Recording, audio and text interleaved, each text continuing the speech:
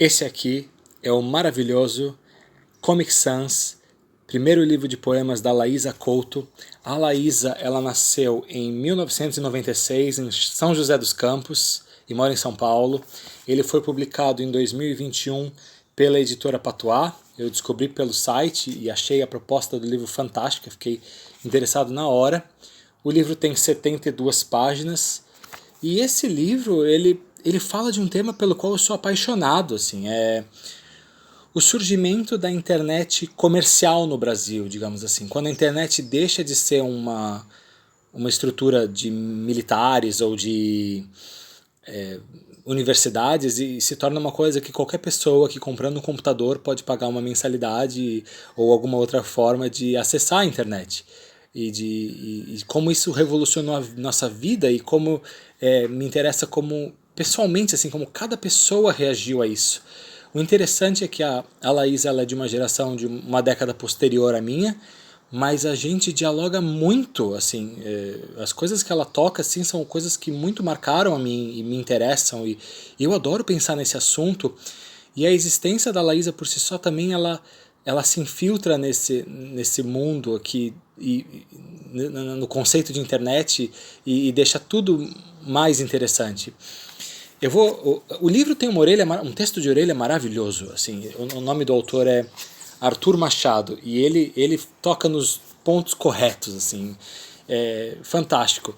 Aí o livro começa com um prefácio que eu não gostei, tem uma epígrafe legal aqui. And when my mom asks where we met, I'll say it's just this girl that I met on the internet. Que curioso, né? Quando surge esse comentário nos nossos cotidianos, é alguém que eu conheci na internet. Isso me lembra, sabe o que? Quando um ministro da educação, ele foi no programa da Hebe, lá nos anos 90, e ele falou assim, então Hebe, qualquer pessoa pode acessar isso na internet. Daí ela perguntou, mas ministro, onde é que fica a internet? Eu amo esse tipo de informação inútil, assim. Então tá, temos esse prefácio que eu não gostei, eu nem li inteiro, porque tem vários trechos de poemas que eu... Se é para ler trecho de poema, eu já leio o poema no livro mesmo. Aqui, o primeiro poema. Agora escrever em Comic Sans é pecado, mas antes não era. Lembra dos seus tempos de glória? Derrubado como um deus de uma religião que ninguém mais quer cultuar? Deuses são levantados e destruídos todos os dias.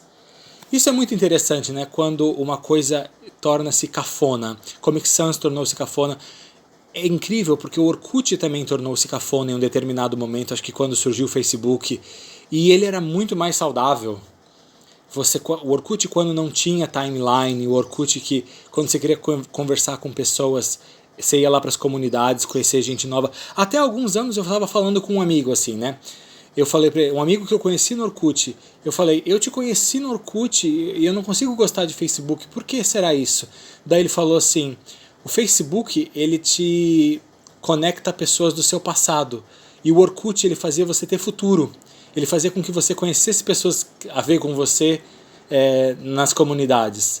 E eu acho interessante essa fala, mas também me questiono até que ponto a minha idade não fez com que eu estivesse aberto naquele momento para conhecer pessoas, ou a internet era menos nociva naquela época. Me levanta muitas questões, assim, que é um prazer pensar. Outro poema aqui. Crescendo nos anos 2000, era uma esperança que tudo ia dar certo. Tudo isso para eu crescer e descobrir que tudo é montanha para escalar e tempestade engolindo o navio. O tempo passava devagar, mas eu não me preocupava com o tempo. Eu tinha tempo para ler um livro por dia. E o que eu mais me lembro é que eu tinha esperança. Uma esperança que foi morrendo até eu ver que não tinha mais nada, além de vários anos carregados nas costas a contragosto. Esse trecho é fantástico, né? O tempo passava devagar, mas eu não me preocupava com o tempo. Que interessante, em que momento o tempo passar devagar começou a nos perturbar, né? Ou será que sempre perturbou? Acho que sim, né? Tem aquela frase de um filósofo da Renascença, eu acho assim, né? Que o maior desafio na vida é um homem ficar trancado dentro do quarto e não ficar louco, assim. Então, Aí ela começa a escrever poemas sobre a experiência de ir a uma lan house. E olha esse aqui. Internet de escada. Que felicidade. Sábado, 14 horas, barulho de conexão. Finalmente, internet de escada, telefone parava de funcionar e eu entrava em outro mundo. Meu sonho era ter speed. Essa coisa da internet de escada, aquele barulho horroroso que quem tinha computador na época ouvia para conseguir conectar. E eu lembro que uma vez o telefone ficava ocupado, né, quando você usava internet de escada. A gente conectava depois da meia-noite, que era mais barato, ou no sábado depois das 14 horas. Eu lembro que uma vez eu cheguei a ligar para a operadora que servia a internet para casa pro meu amigo, assim, e pedi para eles deixarem cair a conexão dele, porque eu precisava muito falar com ele. Há horas ele estava conectado e eu queria muito falar com ele. Coisas que não se vive mais, né? E tem poemas aqui em que ela fala do The Sims. O The Sims foi um jogo que teve importância para ela nesse advento da internet. Para mim não, eu acho que o jogo Age of Empires foi muito mais importante. O Age of Empires 2, na verdade, mas eu nem jogava mais com internet, eu comprava o CD no camelô mesmo e jogava em casa. Eu quero ler mais, porque esse livro é demais. Mais uma vez ela fala do The Sims. Minha vizinha tinha The Sims num passe de mágica, mas eu nunca podia jogar. Só ficar sentada ao lado dela no computador. E eu ainda tentei jogar mais velha, que nem minha irmã, que correu atrás de um Nintendo dos anos 1990, mas já não era a mesma coisa. Isso é um fato, né?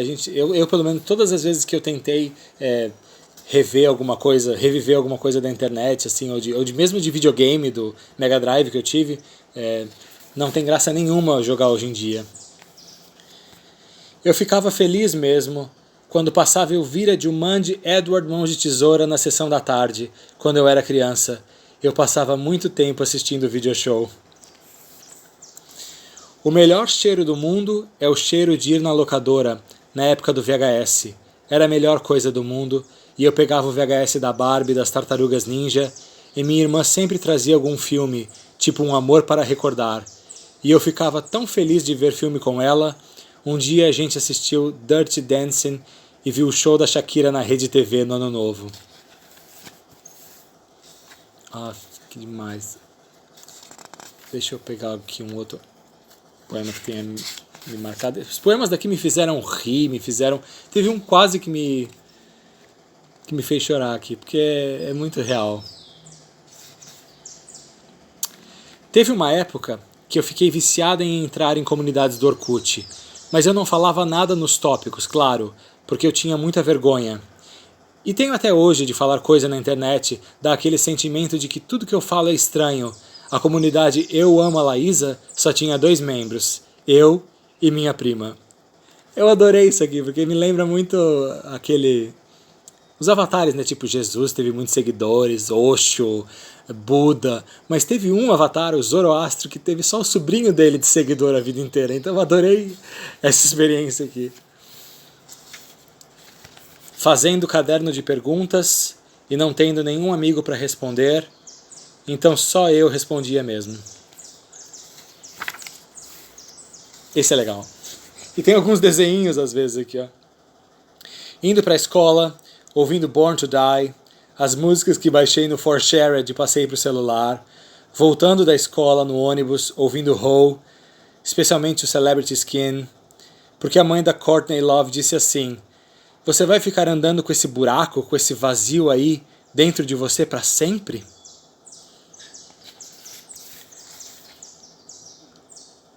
É engraçado,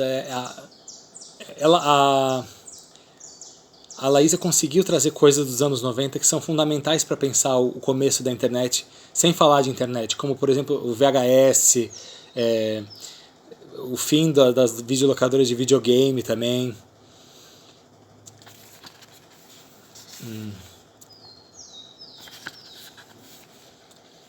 Eu adoro esse. Li Dom Casmurro com 13 anos porque eu vi o comercial de Capitu na minissérie... Vou começar de novo.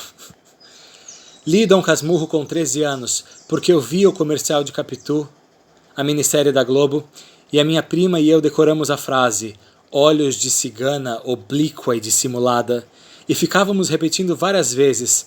Às vezes ela começava olhos de cigana oblíqua, e eu continuava e dissimulada. Ai meu Deus, isso aqui, que mais? Deixa eu ver aqui.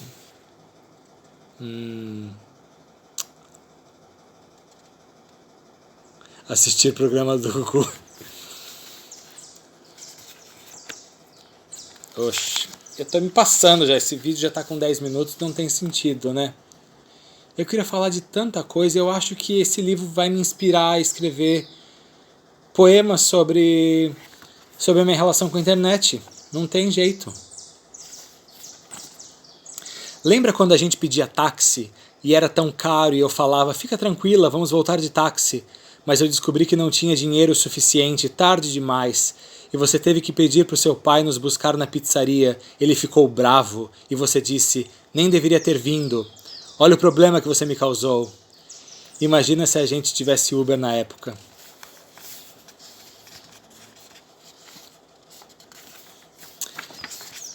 Trocamos de pele como cobras. Somos outras pessoas e agora não consigo falar com as pessoas do passado do mesmo jeito, porque não as reconheço mais em mim e elas não me reconhecem nelas. Nos perdemos. Então nos olhamos de longe e nos reconhecemos com um olhar de que é tarde demais. E se antes conversávamos por MSN, Skype, Facebook, agora não faz sentido nenhum, nem ao menos conversar. Eu vou ter que encerrar, infelizmente, isso aqui. Obrigado, Laísa, por ter escrito esse livro, por ter publicado esse livro. Onde é que eu posso acabar isso aqui?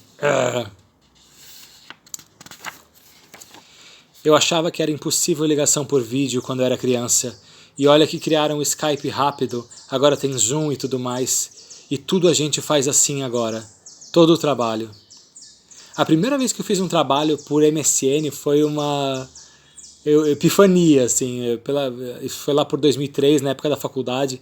Eu e minha amiga tínhamos que entregar o trabalho no dia seguinte, a gente à meia-noite começou a fazer o trabalho por MSN à distância, assim, e 2 da manhã estava pronto, e foi uma... E eu nunca tinha feito isso. Fazer um trabalho com um colega de classe sempre foi o evento de estar na casa do colega de classe, de quebrar essa barreira de só ver na escola. Então, a internet nos afastou. Para encerrar, pela 1000ª vez, tá muito tarde para aprender programação? Meus pais disseram que tá faltando gente para trabalhar com isso. Disseram no jornal.